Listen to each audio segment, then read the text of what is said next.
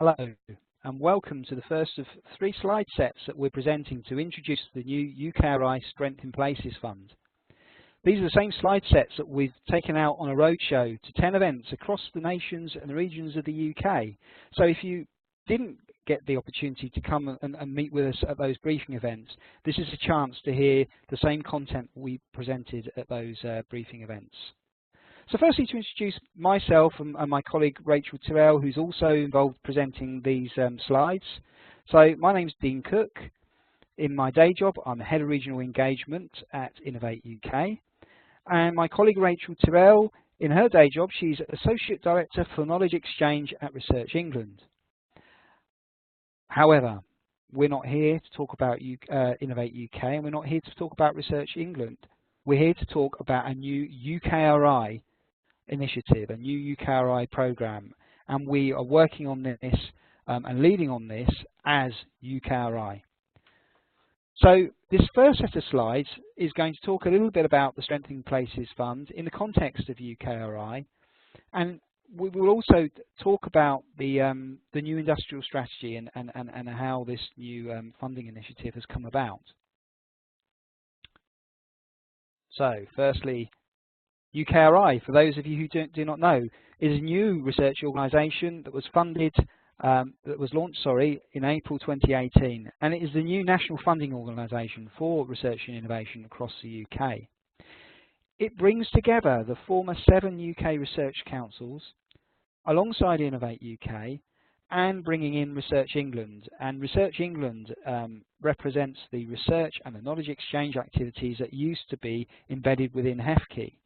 And of course, reflecting that it's Research England, it's also really important that you can see on the diagram we maintain the links with their counterpart organisations in the devolved nations. But this brings together a considerable research funders block. In fact, it brings together considerable scale, and the first point that I want to make about Strength in Places Fund is that ambition is reflected in what we're looking to stimulate in this funding call. So have that in your mind. Scale is really, really important as we think about the clusters that we would like to support. Talking about scale in UKRI, well, just have a look at the numbers. Collectively, we've got over 6 billion in combined budget per annum for investment in research innovation. We fund over 3,900 research and business grants that are issued every year, and we fund over 2,400 business-led collaborative projects and over 200 knowledge transfer partnerships. There are over 151 universities receiving research funding and 38 institutes, other laboratories, campuses, and of course the catapult centres that we also support.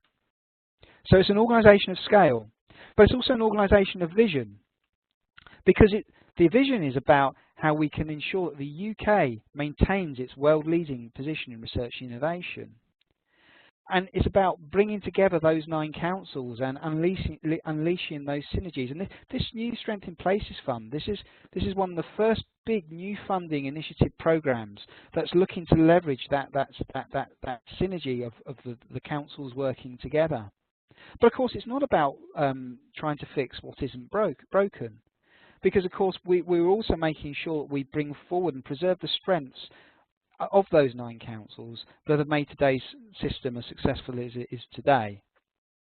And so within UKRI there is recognition of those particular strengths and roles that each partner body brings.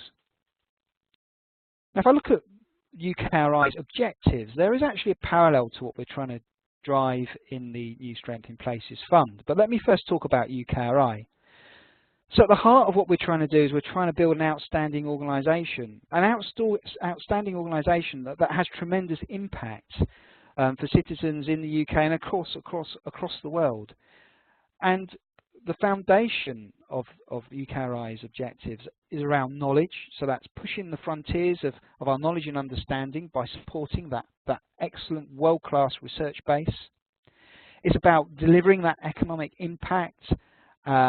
It's about doing more to bring the output, that knowledge base, to industry and the exploitation of that to drive the economy. And ultimately, it's about doing all these things for the societal good that those activities bring. So it's an outstanding organisation with those three cornerstone objectives. And there's a parallel here to what we're trying to do with the Strength in Places Fund.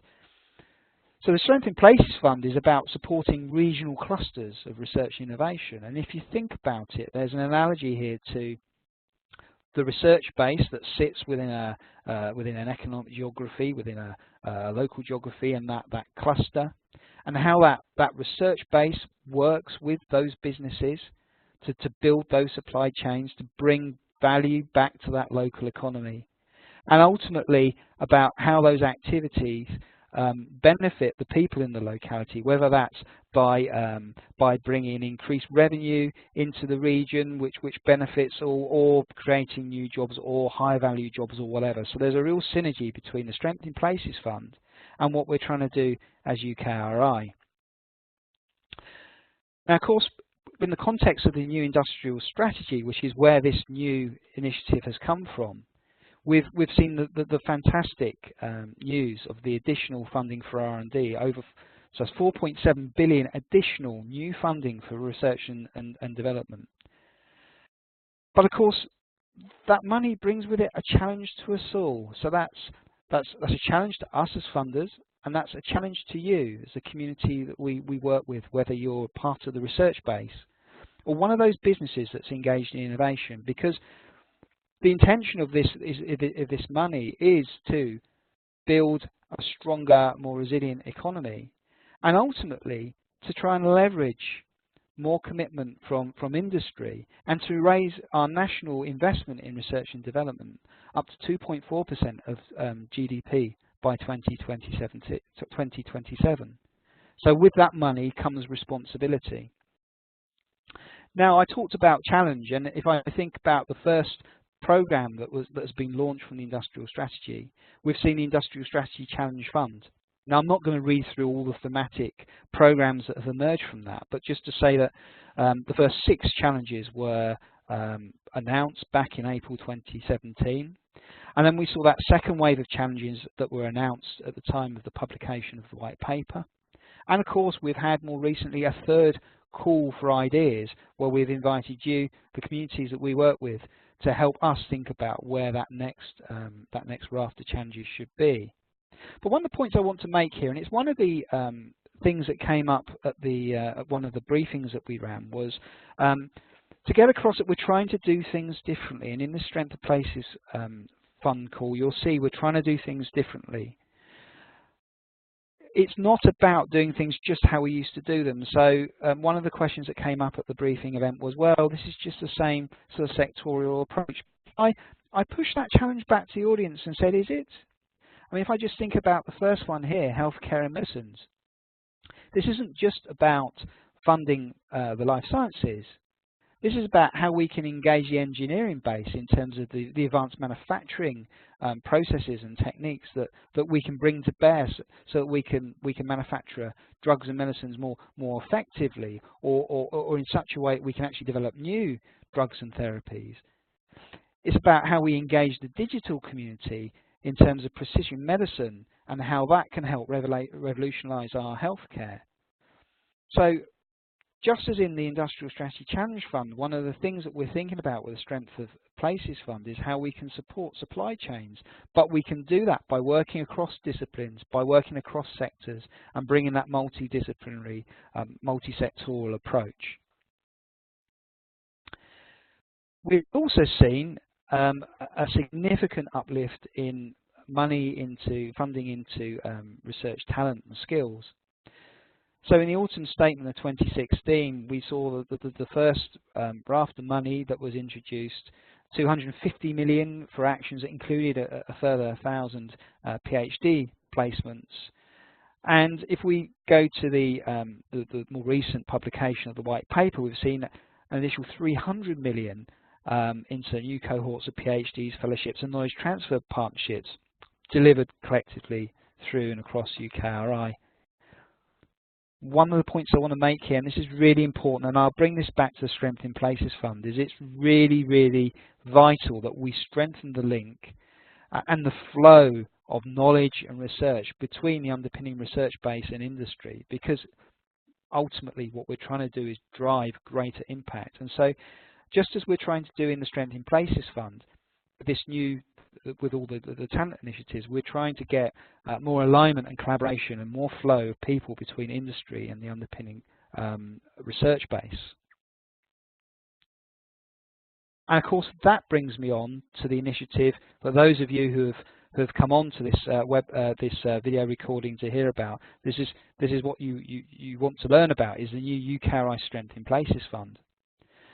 Well, I'm going to hold you in anticipation to the second set of slides, where my colleague Rachel is going to go into some real detail. But I just want to make a few headline points here. Is that we've seen that first announcement of money into a first wave of funding, and this first call for expressions of interest. We're looking for ideas and proposals that can demonstrate a strong impact on local productivity. So this is about having a significant economic local impact, relative economic impact to those localities that proposals are coming from. And of course, as I've already talked about, it's about improving that collaboration between the research base, between industry, and those important third parties that can come in a little bit like glue and facilitate within a region, whether it's local government or local enterprise partnerships in England, or whether it's the various agencies that work across the devolved nations. So for those of you who missed the briefing events, at the end of this session, what we did is we also went out to the people that attended and asked a few questions, and we had a really good discussion, because this is the first major thing we've done as UKRI that has a sort of a very deliberate, targeted regional dimension. And so we went out and asked, how do you currently talk to us with a local voice? What works? What doesn't work? We asked how we can make ourselves more accessible to the regions and nations across the UK. And we also talked a little bit about the mechanisms that we currently offer, which are the most useful in addressing or driving place-based research and innovation. So those are the questions we took out to our audiences. If you miss the opportunity to join that debate, then at the end of the third set of slides, there's an email address for all inquiries into the Strength in Places Fund. And if you've got some strong views and would like to engage us with your thoughts, we'd be happy to hear them. So that's the end of the first slide set. Thank you.